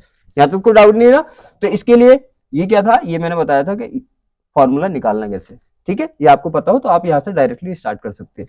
हम कौन सी कक्षा की बात कर रहे हैं, प्रथम कक्षा की। तो यहाँ पे क्या लगाना है आपको, 1, और यहाँ पे क्या लगाना है, 1, ठीक है। एन भी 1 लगाना है क्योंकि प्रथम कक्षा की बात चल रही है, और ई भी 1 लगाना है। इसी तरह आप क्या करेंगे, इसको फर्स्ट इक्वेशन मान लिया हमने। इसी तरह से यहाँ पे क्या होगा, 3 लगा लेंगे, ठीक है। यहाँ पे क्या कर लेंगे, तीसरी कक्षा के लिए 3 कर लेंगे, और माइनस के कितना आएगा, 13.6 आएगा। जेड छोड़ना नहीं है, जेड लेना नहीं है क्योंकि जेड छोड़ना है, क्योंकि ये समझ आ गया क्यों करना है। अब यहाँ पे हो गया। अब आपको क्या करना है, यहाँ पे एन स्क्वायर होता है, और आपको पता है तीसरी कक्षा के लिए यहाँ पे 3 लगा लोगे। अब यहाँ पे इक्वेशन कितनी हो गई, इक्वेशन इसको सेकंड मान लिया। देखो बुक्स में क्या, बुक्स में या जो हमारी पेपर प्रैक्टिस की वो होती है, तो उसमें क्या है, उसमें ये डायरेक्ट दे रखा है कि क्या होता है, उसने डायरेक्ट ऐसे दे रखा है कि ई क्या होता है, ई होता है 1/n², ऐसे दे रखा है। लेकिन ऐसे क्या आप कंफ्यूज हो सकते हैं, समझ में नहीं भी आ सकता। आपको फॉर्मूला पता है, आप एकदम निकाल सकते हैं एक्यूरेट तरीके से। अब क्या होगा, अब क्या करना है, आपको जिस कक्षा की एनर्जी निकालनी है उसे ऊपर लेना है, जिस कक्षा की एनर्जी दी है उसे नीचे लेना है। तो यहाँ पे क्या करेंगे, इसे फर्स्ट हो गया, तो निकालनी किसकी, 3 की, तो 3 वाली इक्वेशन को ऊपर लेंगे और फर्स्ट वाली इक्वेशन को नीचे लेंगे। तो इसका मीन हम कर देंगे, हम करेंगे सेकंड डिवाइड बाई फर्स्ट। अब आपको पता है इस पार्ट, यहाँ पे क्या होगा, E3 डिवाइड हो जाएगा E1 से, E3 क्या होगा, डिवाइड होगा E1 से, और यहाँ पे इसका ये पार्ट इस पार्ट से डिवाइड हो जाएगा। तो यहाँ पे क्या होगा, E3 का पार्ट माइनस के 13.6 इलेक्ट्रॉन वोल्ट, और यहाँ पे क्या हो जाएगा, N3 का स्क्वायर होगा। यहाँ पे होगा हमारा माइनस 13.6 इलेक्ट्रॉन वोल्ट, और सॉल्व करते हैं तो इलेक्ट्रॉन वोल्ट लगाओ या मत लगाओ, कोई दिक्कत वाली बात नहीं। तो यहाँ पे होगा N1 का स्क्वायर, ठीक है। आपको पता है चौथा टर्म्स क्या होगा, फर्स्ट टर्म्स में चला जाएगा, ये यहाँ पे जाएगा और ये यहाँ पे जाएगा। और आपको वैसे ही पता है, सी सी बात है, आप सॉल्व करके डायरेक्ट लिखना चाहो तो लिख सकते हो कि ये क्या हो जाएगा, ये इससे कैंसिल हो जाएगा, इलेक्ट्रॉन वोल्ट से इलेक्ट्रॉन वोल्ट कैंसिल हो जाएगा, तो ये कहाँ पे पहुंचेगा, यहाँ पे पहुंचेगा, ठीक है। तो क्या हो जाएगा, N1 का स्क्वायर हो जाएगा, और यहाँ पे क्या हो जाएगा, N3 का स्क्वायर हो जाएगा। तो क्या हो गया, E3/E1। तो ये फॉर्मूला, अब बुक्स में क्या होता है, बुक्स में फॉर्मूला डायरेक्ट लिखा है, तो ऐसा भी हो सकता है कि आप भूल भी सकते हैं, भूलने के चांस ज्यादा रहते हैं। अब जिसकी वैल्यू निकालनी है, मैंने बोला उसको एक साइड कर लो, बाकी सबको दूसरी साइड कर लो। तो E1 को क्या होगा, उस साइड ले जाएंगे हम। जब E1 को उस साइड ले जाएंगे तो क्या होगा, E3 यहाँ पे रह जाएगा हमारा, और यहाँ पे हो जाएगा N1 का स्क्वायर हो जाएगा, और यहाँ पे हमारा N3 का स्क्वायर हो जाएगा। फोकस कर दिया, N3 का स्क्वायर हो जाएगा, और यहाँ पे क्या आ जाएगा, हमारा E1 आ जाएगा। अब क्या करेंगे, हम वैल्यू रख देंगे N1 N3, इनकी वैल्यू, इसका भी स्क्वायर होगा, हमें वैल्यू पता है, वैल्यू पुट करनी है। अब यहाँ पे देखो ये हो गया, इसको लाइन कर दो, तो यहाँ पे क्या होगा, E3 होगा। अब देखो N1 की वैल्यू कितनी दे रखी है उसने, N1 मतलब प्रथम कक्षा की बात चल रहा है, तो 1 ही होगी इसकी वैल्यू। तो यहाँ पे क्या होगा, 1 का स्क्वायर हो जाएगा। E1 की ऊर्जा दे रखी है उसने, E1 की ऊर्जा दे रखी है माइनस के 13.6 इलेक्ट्रॉन वोल्ट, तो माइनस के कितना हो जाएगा, माइनस के 13.6 हो जाएगा। और यहाँ पे क्या है, N3, और N3 कितना, हमारी तीसरी कक्षा है, तो सीधी सी बात है, यहाँ पे कितना लगा देंगे, मैंने लिखा नहीं, यहाँ पे लिखा नहीं ना, तो आप लिख लेना। यहाँ पे किसकी बात चल रही है, N3 की बात चल रही है, तो N3 का मीन्स 3 हो गया। और यहाँ पे क्या चल रही है, N1 की बात चल रही है, तो N1 बराबर कितना हो गया, यहाँ पे आप यहाँ पे लिख लेना, N1 बराबर कितना हो गया, 1 हो गया, ठीक है। अब यहाँ पे लगा देंगे आप, तो N3 हो जाएगा हमारा 3, तो क्या होगा, 3 का स्क्वायर हो जाएगा, ठीक है। अब यहाँ पे क्या होगा, 3 का स्क्वायर हो गया। अब यहाँ पे इसका स्क्वायर, 1 का स्क्वायर करेंगे तो 1 ही आएगा, सीधी बात है। तो माइनस के 13.6 हो गया, यहाँ पे 3 3 कितना आ जाएगा, 9 आ जाएगा, राइट। अब यहाँ पे 3 3 9 हो गया। अब आप क्या करेंगे, यहाँ पे इसको डिवाइड कर देंगे, डिवाइड करेंगे तो ये तो माइनस का माइनस ही रहेगा। अब यहाँ पे कितना होगा, कितने बार डिवाइड होगा यहाँ पे देखो, एक बार डिवाइड होगा ना, 9 एकम 9 हो गया। यहाँ पे कितना बचा, 9 एकम 9 हो गया, 4 बचा, 4 मतलब 46 हो गया, पॉइंट लगा दिया, ठीक है 46 हो गया ना। अब देखो क्या होगा, 46 हो गया, अब क्या करेंगे हम, कितना हो गया यहाँ पे 40 हो गया, कितनी बार जाएगा, 9 चौक 36 है, और 9 पंजे 45, तो कितनी बार हो रहा, 9 पंजे 45, 5 बार तो जा रहा, तो 5 टाइम्स आएगा। ये हो गया, कितना बचा हमारे पास, कितना बचा 1 बचा ना, फिर कितना हो गया 10 हो गया, कितने टाइम जाएगा 1 टाइम जाएगा। तो हमारी तीसरी कक्षा की एनर्जी आ गई कितनी, माइनस के 1.51 इलेक्ट्रॉन वोल्ट। ठीक है, समझ आ गए कि ये कोरिलेशन वाले सवाल पूछता है वो, कि एक कक्षा की ऊर्जा दी होती है, दूसरी कक्षा की पूछता है, और एक कक्षा की रेडियस दी होती है, दूसरी कक्षा की रेडियस पूछता है। बात समझ आ गई, बस ये ध्यान रखना जब इस टाइप के क्वेश्चन होते हैं, जब इस टाइप के क्वेश्चन होते हैं ना, तो बस ध्यान रखना है, पहला कोर्स बोलेगा तो 1 लगाना है, दूसरा कोर्स बोलेगा 2 लगाना है, तीसरा कोर्स बोलेगा 3 लगाना है, बात खत्म। ठीक है, और उत्सर्जन वाले को अच्छे से समझ लेना, उत्सर्जन में ऐसा होता है जहां से इलेक्ट्रॉन आता है उसकी वैल्यू 2 की जगह रखते हैं, जहां पे आता है उसकी वैल्यू 1 की जगह रखते हैं। नोट करो इसे। अब देखो इस क्वेश्चन को ध्यान से समझना, यहाँ पे कॉन्सेप्ट इसका अच्छे से समझना है। उसने बोला क्या, देखो कि निम्नतम अवस्था में, निम्नतम अवस्था का मीन्स होता है प्रथम कक्षा में, निम्नतम अवस्था में विद्यमान एक हाइड्रोजन परमाणु एक फोटोन को अवशोषित करता है, जो इसे n बराबर 4 मतलब चौथी कक्षा में, चौथी कक्षा मीन्स स्तर भी बोल देता है वो, कक्षा ही बोल देता, बात एक ही है, स्तर तक उत्तेजित कर देता है, फोटोन की तरंग दैर्ध्य तथा आवृत्ति ज्ञात कीजिए। अब यहाँ पे समझो उसने ये बोला है कि मान ले कोई इलेक्ट्रॉन है, और वो कहाँ पे, वो कौन सी कक्षा में, प्रथम कक्षा में, और उसने क्या किया, एक फोटोन को अवशोषित किया, और अवशोषित करने के बाद वो चौथी कक्षा में चला गया। उत्तेजित, उत्तेजित का मीन्स होता है किसी दूसरी कक्षा में जाना, और निम्नतम अवस्था या मूल अवस्था का मीन्स होता है अपनी कक्षा में रहना। तो उत्तेजित होने का मीन्स हो गया वो ऊंची कक्षा में, चौथी कक्षा में चला गया। यहां तक समझ आ गया। तो सीधी सी बात है, उसने पूछा है फोटोन की, जो इसने फोटोन लिया है उसकी क्या होगी, उसकी आवृत्ति और तरंग दैर्ध्य क्या होगी। तो मैंने अभी बता, इस चीज को अच्छे से समझना कि अगर कोई इलेक्ट्रॉन निम्नतम कक्षा से उच्चतम कक्षा में जाएगा, तो इन दोनों कक्षाओं की ऊर्जा के अंतर के बराबर वो क्या करेगा, ऊर्जा अवशोषित करेगा। और अगर ऊपर कक्षा से किसी नीची कक्षा में आएगा, तो दोनों कक्षाओं की ऊर्जा के बराबर, अंतर के बराबर ऊर्जा क्या करेगा, उत्सर्जित करेगा। ठीक है, ऊपर जाएगा तो अवशोषित करेगा, और नीचे आएगा वापस तो उत्सर्जित करेगा। अब ये क्या कर रहा है, ऊंची कक्षा में जा रहा है, तो ऊर्जा क्या कर रहा है, अवशोषित कर रहा है, लेकिन कितनी करेगा, दोनों कक्षाओं की ऊर्जा के अंतर के बराबर। इसका मीन्स हमें प्रथम कक्षा की ऊर्जा निकालनी पड़ेगी और चौथी कक्षा की ऊर्जा निकालनी पड़ेगी। दोनों कक्षाओं का ऊर्जा का अंतर निकाल के जितना अंतर आएगा उतना ही ऊर्जा का फोटोन उसने अवशोषित किया होगा। बात समझ आ गई। तो क्या करें, हम क्या करेंगे, सीधी बात है, प्रथम कक्षा की एनर्जी निकालेंगे। और किसके लिए बोला, हाइड्रोजन के लिए। और मैंने बोला फॉर्मूला में बोला था कि हाइड्रोजन के लिए जो ऊर्जा का फॉर्मूला आपको लगाना है वो, उसमें जेड यूज नहीं करना, 13.6 इलेक्ट्रॉन वोल्ट अपॉन क्या लगाना है आपको, एन स्क्वायर लगाना है। बात समझ आ गई। तो हम क्या करेंगे, प्रथम कक्षा के लिए लगाएंगे पहले। तो प्रथम कक्षा के लिए, प्रथम कक्षा के लिए, प्रथम कक्षा के लिए क्या होगा, मैंने बोला या तो यहाँ पे क्या कर दो आप, n बराबर 1 कर दो, और n बराबर 2, n बराबर 3, ऐसे भी कर सकते हैं अपने, या फिर ऐसे ऐसे करके कि प्रथम कक्षा के लिए n बराबर 1 कर दो। ठीक है, जो आपको सुटेबल लगे उससे कर सकते हैं आप। हम ऐसे भी कर सकते हैं इसको, देखो क्या होगा कि हम क्या करें, यहाँ पे ई, यहाँ पे ई एन होगा, क्योंकि यहाँ पे कक्षा डिसाइड नहीं है, तो यहाँ पे ये भी कर सकते हैं। प्रथम कक्षा के लिए 1 हो जाएगा यहाँ पे, और यहाँ पे क्या हो जाएगा, माइनस के 13.6 इलेक्ट्रॉन वोल्ट हो जाएगा। ठीक है, और यहाँ पे क्या कर देते हैं हम, n1 कर देते हैं, n1 करके n1 की वैल्यू कितनी लगा देंगे हम, 1 लगा देंगे। ऐसे कर देना, चाहे आप डायरेक्टली n लगा के n बराबर 1 रख देना।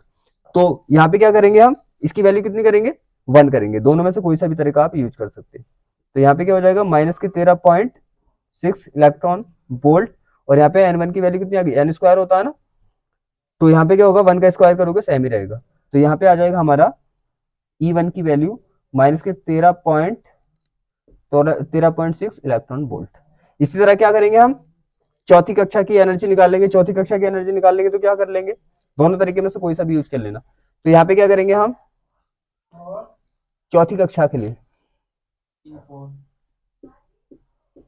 चौथी कक्षा के लिए n बराबर या तो n4 लगा लो या फिर आप डायरेक्टली n बराबर 4 भी रख सकते हैं।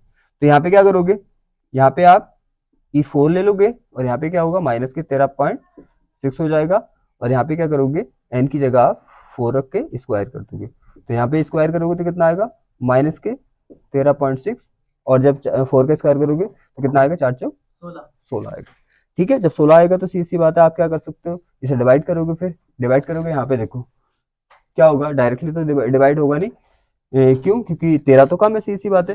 तो यहाँ पे क्या करेंगे हम पॉइंट लगा लेंगे, पॉइंट लगा लिया, अब कितना हो गया 136 हो गया, 136 हो गया, फिर कितने टाइम जाएगा, कितने टाइम जाएगा, अब देखो क्या है, तुम्हारे पढ़ा याद ना किसी के, देखो यहाँ पे क्या करेंगे, यहाँ पे कितना है 136, तो कितनी बार जाएगा ये जाएगा हमारा 8 बार, कितना होता है 16 अट्ठे 128, 16 अट्ठे 128, माइनस तो रहेगा, सीधी सी बात है। ठीक है, तो 16 अट्ठे कितना हो गया 128, कितना बचा यहाँ पे 36 था हमारे पास, तो कितना बचा 8 बचा, और 8 में कितना हो गया 0 लगा कितना हो गया 80 हो गया, तो 16 पंजे कितना हो गया 80 हो गया। तो हमारी कितनी आ गई E4, E4 की एनर्जी कितनी आ गई, E4 की एनर्जी आ गई माइनस के 0.85 इलेक्ट्रॉन वोल्ट। ठीक है, अब मैंने बोला था कि इतनी ही ऊर्जा का क्या करेगा वो फोटोन अवशोषित करेगा जितना इन दोनों कक्षाओं की ऊर्जा में अंतर होगा। अगर वो उत्सर्जित को पूछेगा तब भी आपको ऐसे ही करना है कि इतनी ही ऊर्जा का फोटोन उत्सर्जित करेगा जितनी इन दोनों कक्षाओं की ऊर्जा में अंतर होगा। ठीक है, तो क्या निकालेंगे हम अवशोषित ऊर्जा, क्या निकालेंगे हम अवशोषित ऊर्जा। तो हम अवशोषित ऊर्जा कैसे निकालते हैं, अब शोषित अवशोषित ऊर्जा, अवशोषित ऊर्जा बराबर क्या होती है, अवशोषित ऊर्जा होगी delta is equal to E4 minus के E1। अब यहां पे क्या होगा, ये हो जाएगा और यहां पे आ जाएगा हमारा E4, E4 कितना है, E4 है हमारा माइनस का 0.85 और यहाँ पे क्या है, ये हो गया 4 की वैल्यू, 1 की वैल्यू हमारी माइनस के 13 पॉइंट, यहाँ पे हमारा माइनस का 13.6। ठीक है, अब क्या करेंगे हम, माइनस माइनस क्या हो जाएगा प्लस हो जाएगा, तो सीधी बात है माइनस का 0.85 और यहाँ पे प्लस हो जाएगा 13.6 हो जाएगा। ठीक है, 13.6 हो जाएगा, तो यहाँ पे इसे लेस कर लोगे, देखो इसे लेस करने का तरीका क्या होता है, जैसे मान लो यहाँ पे 13.6 है और यहाँ पे हमारा 8.5। ठीक है, तो अगर इसमें क्या है, यहाँ पे पॉइंट के बाद 2 नंबर है, यहाँ पे 1 है तो यहाँ पे 0 लगा लो, 0 में कोई प्रॉब्लम नहीं होती। तो यहाँ से क्या करेंगे, एक यहाँ पे लेंगे तो 10 हो जाएगा, 10 में से 5 जाएगा तो 5 हो जाएगा। यहाँ पे कितना बचा हमारे पास, यहाँ पे बचा हमारे पास 5 और एक इधर ले लो कितना हो जाएगा 15 हो जाएगा, 15 में से 8 जाएंगे 7 हो जाएगा। ठीक है, पॉइंट की जगह पॉइंट आ जाएगा और यहाँ पे एक इधर ले लिया हमने 12 बचा। ठीक है, तो यहाँ पे क्या है हमारा delta E is equal to हो जाएगा, हमारे पास बचेगा प्लस का बचेगा 12.75 इलेक्ट्रॉन वोल्ट। या तो समझ आ गया। ठीक है, अब आपको पता है अगर आपको क्या हो गया डेल्टा ई की वैल्यू मिल गई तो क्या है, आप लैम्डा और लैम्डा भी निकाल सकते हैं और क्या निकाल सकते हैं, सीधी बात है लैम्डा भी निकाल सकते हैं और म्यू भी निकाल सकते हैं। समझ में आ गया। अगर वो उत्सर्जन करेगा, ऊर्जा का उत्सर्जन करेगा तब भी कॉन्सेप्ट बिल्कुल सेम ही लगना है। अगर वो बोले कि क्या है कि कोई चौथी कक्षा से पहली कक्षा में आता है उत्सर्जित करता है तभी कॉन्सेप्ट ये लगता है, उत्सर्जन के लिए और अवशोषण के लिए सेम ही कॉन्सेप्ट लगता है, बिल्कुल सेम ही करना है आपको। और म्यू की वैल्यू, आवृत्ति की वैल्यू और तरंगदैर्घ्य की वैल्यू भी सेम ही तरीके से निकालनी। यहाँ तक समझ आ गया। तो मेरे पास स्पेस नहीं बचा, आप इसको नोट कर लो, नोट करो। अब देखो यहाँ तक समझ आ गया, नोट कर लिया। अब देखो डेल्टा ई की वैल्यू कितनी आ गई हमारे पास, हमारे पास आ गई 12.75। काय में आई है, किस चीज में आई है, इलेक्ट्रॉन वोल्ट में। और आपको पता है आपको काय में कन्वर्ट करना है, आपको अगर किस में कन्वर्ट करना है जूल में, तो आप क्या करें यहाँ पे 1.6 इंटू 10 की पावर माइनस 19 से आप इसकी मल्टीप्लाई करते हैं। ठीक है, अब ये बन गई जूल में। यहाँ तक तो क्लियर है। अब आपको बताए जब डेल्टा ई की वैल्यू आ जाती है तो हम क्या कर सकते हैं, उससे म्यू भी डिफाइन कर सकते हैं, उससे लैम्डा भी डिफाइन कर सकते हैं। अब आपको पता है हमें क्या डिफाइन करना है, हमें पहले आवृत्ति तरंगदैर्घ्य डिफाइन करनी है। तो यहाँ पे आपको पहले तरंग दैर्घ्य डिफाइन करनी है। तो सीधी सी बात है, हम कैसे कर सकते हैं, आपको बताए डेल्टा ई क्या होता है, ये फॉर्मूला लिखा है मैंने, एच म्यू होता है, ठीक है। तो क्या करें, पहले म्यू की वैल्यू डिफाइन कर लेना, म्यू डायरेक्टली आ रही है यहाँ पे। तो यहाँ पे क्या करेंगे, म्यू की वैल्यू डिफाइन करोगे तो क्या होगा, एच इस साइड, मैंने बोला ना जिसकी वैल्यू डिफाइन करते हैं इस साइड कर लिया करो। तो यहाँ पे क्या होगा, डेल्टा ई यहाँ पे आ जाएगा हमारा, और एच इसके डिवाइड में आ जाएगा, और यहाँ पे आ जाएगा म्यू, ठीक है। इसको ऐसे कर लो या ऐसे कर लो, ये हो गया, और ये हमारा ये हो गया। अब क्या करोगे, आप वैल्यू लगा दो, तो यहाँ पे हो गया, और इसकी वैल्यू कितनी आई है हमारे पास, ये हो गया 7.5 इंटू 1.6 इंटू 10 की पावर माइनस कितना हो गया, 19 हो गया। और एच की वैल्यू हमें पता होती है 6.6 इंटू 10 की पावर कितना हो गया, माइनस के 19 हो गया, ठीक है। अब देखो क्या है, एक पॉइंट से इसका पॉइंट कैंसिल हो जाएगा।